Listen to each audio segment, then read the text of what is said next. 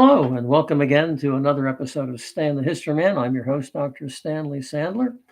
Today, I want to talk to something about something that is very much in the news, or at least in the background of the news, and that is the Ukraine famine of the early 1930s. Now, at the time, of course, Ukraine had been taken over by Russia after World War One. A very confusing situation we won't get into, but it was a province of Russia, and it was called the breadbasket of Russia, the breadbasket of Europe. It was one of our major suppliers. In fact, if the Ukraine had a good harvest, they said, or if the Ukraine didn't have a good harvest, every farmhouse in Kansas got a new coat of paint because they were buying from the United States or Canada or Australia, whatever. But usually Russia could live on. In fact, Russia was a major grain exporting. When's the last time you heard about that? But anyway, so then when the communists took over in the late 1920s, Stalin is saying there had been a policy under Lenin of the new economic policy, which is a brilliantly original name. I know, new economic policy. And that was to allow a certain amount of capitalism, even though it was like wormwood and gall for the communists, to allow like a tobacconist to open up a shop in Leningrad, or maybe a person to trade in grain on a small amount, that type of thing. And Stalin was beginning to think, now look, we're not getting anywhere this way. I mean, the people are better off, but that's immaterial. Okay, the country needs to modernize, and he had a very good point that everybody invades Russia and usually gets away with it.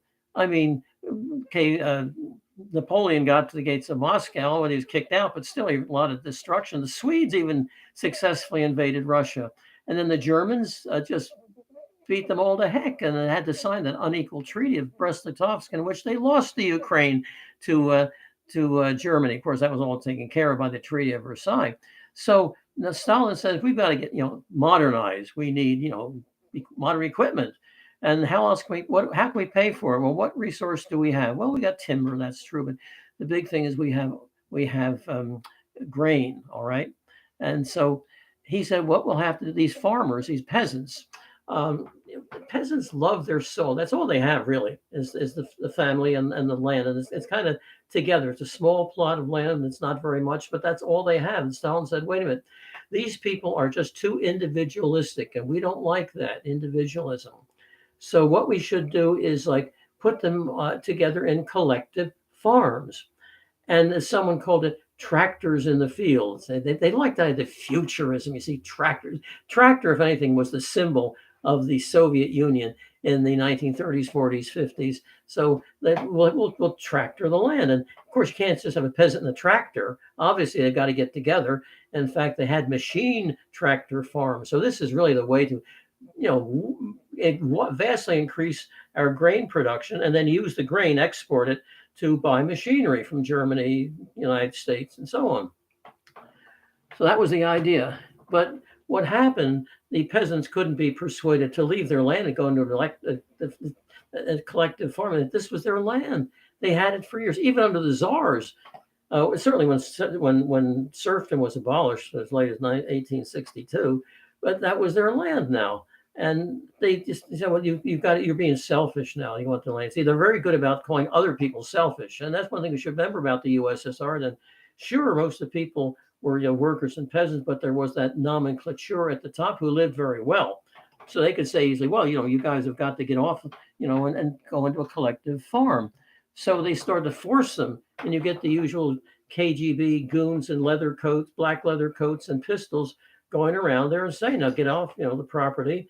And if they didn't, some were shot, but most of them were just sent off to labor camps. And that's another way. The Soviet Union made a lot of money by the slave labor. Can you imagine if they reintroduced slavery, okay, in the Soviet Union? Of course, the Nazis did later too, but they could cut wood and timber in Siberia. That'd be another way of using these peasants.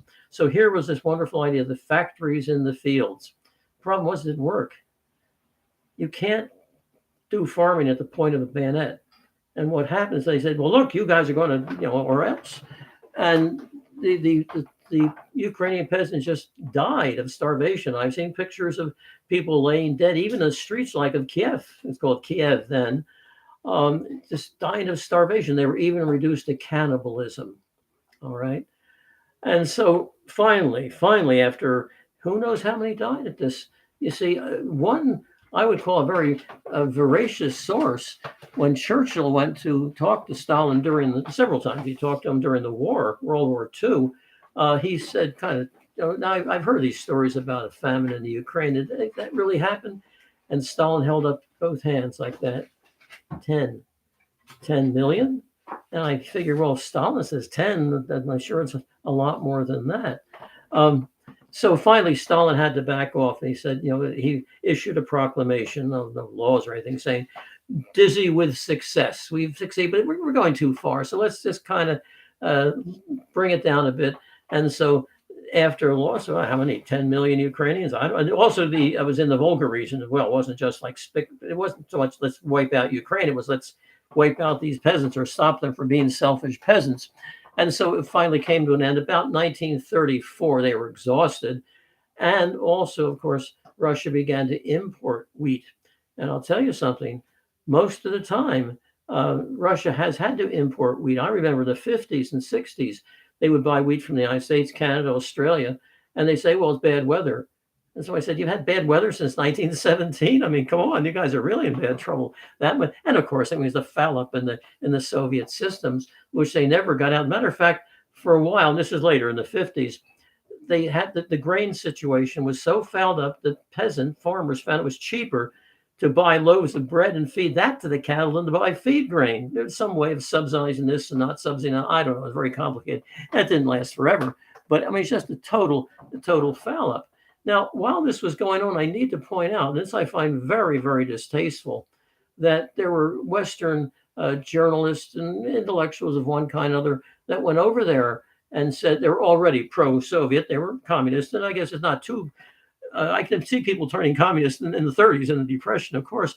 But they went over there and they said, oh, I said, everything's fine there. I mean, they have some local shortages. I mean, don't we have some local shortages? George Bernard Shaw, when he told his friends he's going to the Soviet Union now and see about all these, capitalist lies, people said, look, take some food with you. So he had a bag of food there, canned goods, that type of thing. And when he crossed the Polish-Russian border of Brest-Litovsk, he threw the canned food out of the train window. And the story is that the cans never hit the ground. I mean, they're grabbed up right away. But he didn't see that, so he came back and said, "Oh well, I did pretty well. I mean, it's I ate very well there." He wasn't the only one. You may know of the Webbs, Beatrice and Sidney Webb. They're prominent English socialists. They founded a socialist Fabian group, which believed in bringing socialism to England by increments, kind of like the way Fabius fought the Carthaginian War, not just attack them right head on, but grind them down.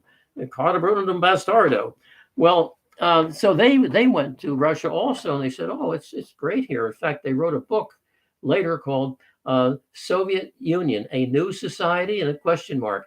The later edition said the Soviet Union, no question mark. So things are pretty good over there. And look in the Western world, you have depressions. I mean, people practically starving. And Walter Duranty was a columnist for the New York Times. And he was over there. And the same, really lies. He knew better. He knew people were starving, of course. And yet he wrote back fairy tales and, it's pretty good. Again, they say, well, little problems. I mean, we have problems too, don't we? And it was so bad later. Only it took for 30 or 40 years later before people began to say, look, Duranty was lying. He got a Nobel Prize. I mean, a Pulitzer Prize.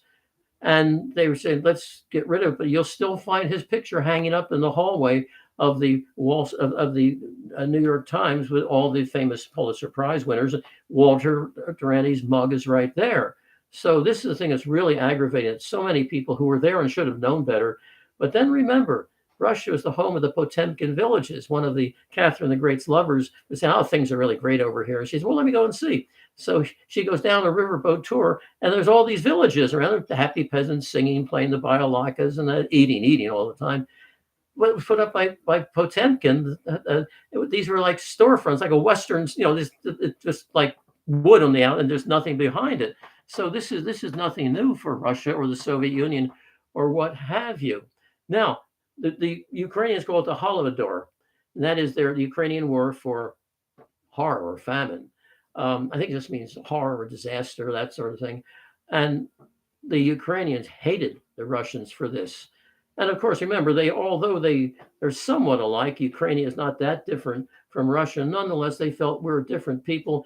In fact, they claimed that there was a Ukraine around before there was a Rus, and Russia used to refer to Ukraine as Little Rus. So there's never was an awful lot of love lost there. Although you can say, what about the Russians in the East? They say, well, because the policy of Stalin was to uproot people. Say, okay, you guys we're going to put you in Ukraine. Now, sometimes they did it physically. Other times they give them tax benefits and things like that. Later on, they didn't force them to Eastern Ukraine, but there are a lot of Russians living there, and so that's where Putin says, "Why, bringing it just like Hitler saying, look at all these Germans in Czechoslovakia. We got to bring them back into the Reich." And so he's saying, bring them back into Holy Mother Russia, and so that's why you have.